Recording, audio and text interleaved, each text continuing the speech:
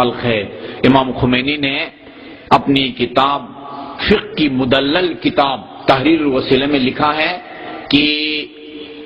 کسی مشہور اور معروف گانے پر کے طرز پر قصیدہ پڑھنا، قرآن کی تلاوت کرنا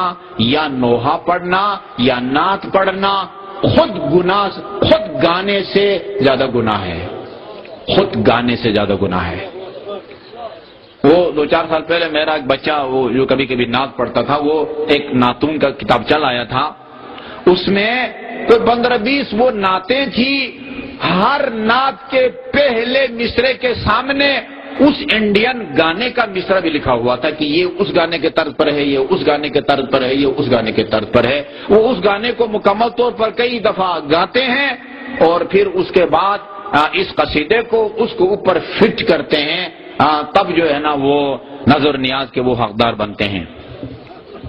فرمایا گانے کی طرز پر قرآن کی تلاوت، گانے کے طرز پر قصیدہ، گانے کے طرز پر نعت اور نوحہ کا گناہ